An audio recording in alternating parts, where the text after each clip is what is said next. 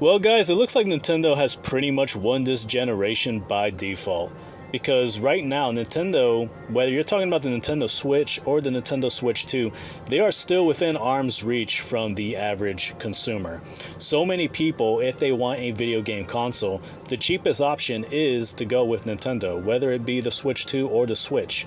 And if you go with the Switch, well, you have a giant library of games there. It's a great console to have. If you go with the Switch 2, well, you could play those Switch 1 games, and you could play the Switch 2 games, which are far better. The Switch 2, despite being like 10 times more powerful, doesn't really cost that much more than the original Nintendo Switch. It is still the most affordable out of all of the other consoles out there. When you're just comparing it to the other next gen systems, like the Xbox Series S and X, the PlayStation 5. PlayStation 5 right now, their cheapest model is $600. Their PlayStation 5 Pro is $900. And Xbox, I guess, sort of kind of the same thing. I mean, Xbox is pretty expensive. Just recently, we found out about the price for the new Steam machine. That one little cube that people were saying was gonna, put console gaming out of business or whatever. Well, yeah, that thing costs $1,050, I believe it is, and that's without a controller. That's without a controller and 500 or so gigabytes of memory storage. If you get the 2 terabyte version, that's $1,300 right there. So yeah, for something that's not really, technically it's not a console or something, but it's a little streaming cube, some cute little, kind of reminds me of the GameCube because it's like just a nice little cube there. But yeah, that thing I don't know why it costs that much, but that's how much it costs, over $1,000. And of course, it's already shown how hypocritical most of these PC gamers are, because they're already defending it, and they're defending the prices of the Steam Deck and all of that stuff. But yeah, it's funny because I remember 1 year ago, just about a year ago, people were trying to say that $450 was too much for the Nintendo Switch 2. I bet they're not saying that now. I bet people aren't saying that now. There's no way in hell you can tell me that $450 was too much. Now, of course, the Switch 2 has jumped in price since then. So have the original Nintendo Switch consoles, but they are still the more affordable consoles to pick up today. They're still the most affordable ones. Now, right now, Switch 2 is $500. And I guess if you want the Mario Kart World bundle, which I don't even know if they have that bundle still, but that would just be an extra $50 added to that, but I don't even think they have that anyway. So yeah, $500 for a Nintendo Switch 2. And you know what? That may sound like a lot just because Nintendo for so long had been playing their cards right, and they had not invested any money into making their consoles more powerful. And so we were so used to their systems being like $200, $250, $300 maybe. So this has been like the biggest, jump we've seen from, the Switch to now the Switch 2. It being $450, starting out that way, and now it's $500. But even then, $500 still looks really good compared to the prices of these other systems that are getting damn near close to $1,000, and you got the freaking Steam machine right now at over $1,000. So I think by default, Nintendo pretty much has won this generation. I mean, the Nintendo Switch, despite being underpowered and weaker than the other consoles out there on the market, still sold way better than the PlayStation 5, than the PlayStation 4, than, every Xbox Series SX or whatever. It sold way better than all of those. And now you got the Nintendo Switch 2, which is far powerful, far more capable. It's going to get more third-party games because of its power and capabilities, and it's going to get far greater first-party games.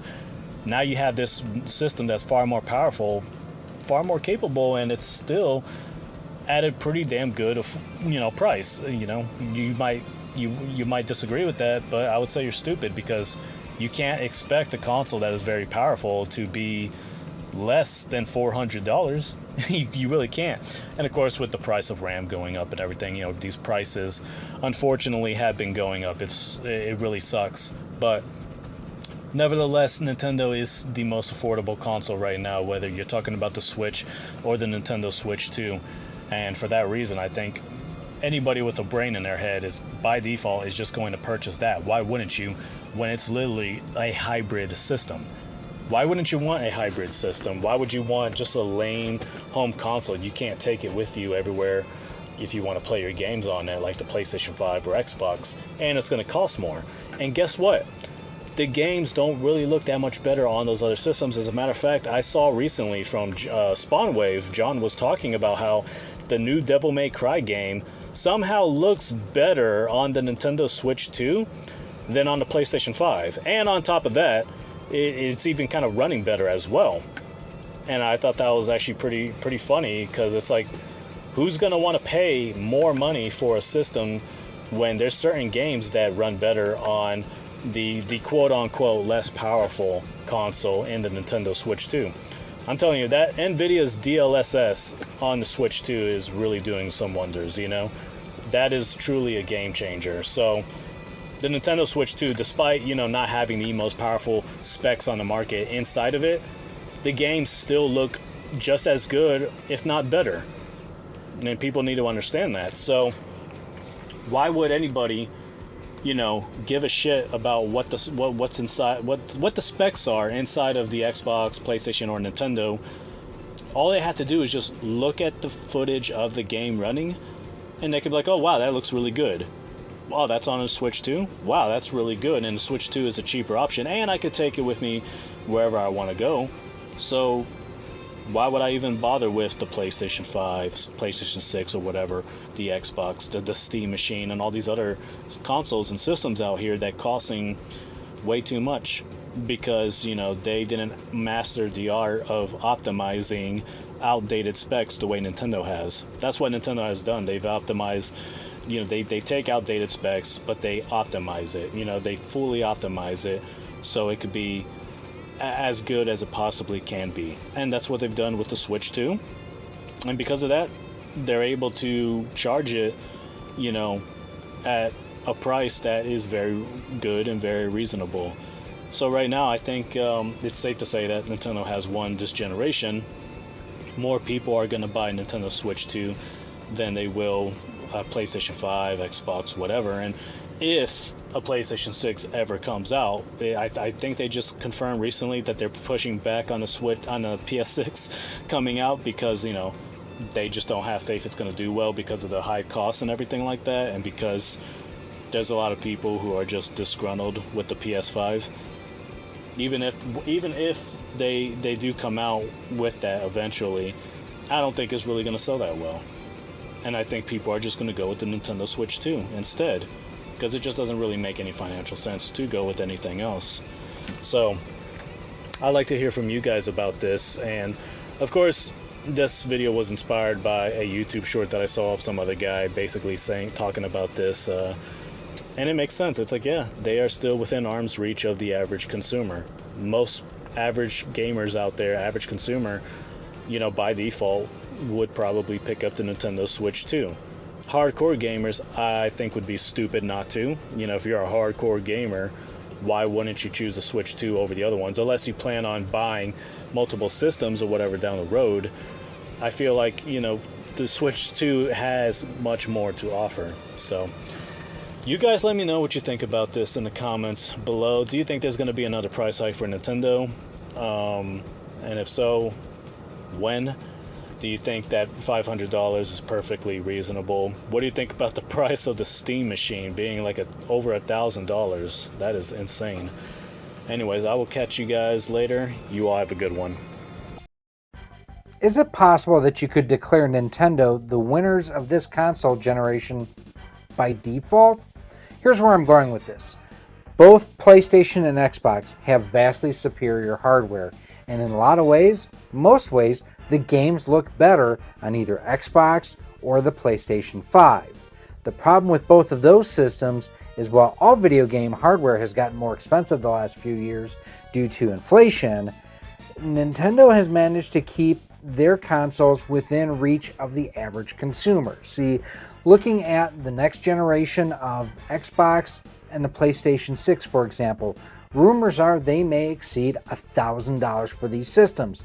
The new Steam console, same type of thing. You may be looking over $1,000. Whereas for the Switch 2, yes, it's still more expensive than the Switch OLED, Switch Lite. It's still more within the reach and the grasp of the average consumer. $500, still a significant amount to pay for something that's a luxury type item. And let's just be honest with you, a video game system is not something you have to have unless you're creating content like I am here. But when you look at the prices of the PlayStation 5 Pro, the current generation, the Xbox Series X, the special editions as well that they've just recently announced, I mean, you're looking $700 plus for these pieces of hardware, if not more. Again, Nintendo simply on the value of things looking better than ever. And especially if you consider you can still go out and get yourself a Switch OLED for even less money, and there's a huge library of games there. I think Nintendo is actually positioned quite well compared to the competition. And Nintendo doesn't sound like they need to find suitors to buy their hardware division, unlike Xbox is going through right now. Let me know what you think of this down below in the comments. I think it's really interesting to think about. People often will criticize Nintendo for, business practices or being anti-consumer, this, that, or the other thing. But right now, Nintendo hardware is within the reach of more consumers than Xbox, PlayStation, or Steam. And when it comes to comparing to a PC, the thing is, Nintendo has IP that I want to legally be able to play, and those titles do not wind up on Steam. Let me know what you think of this down below in the comments.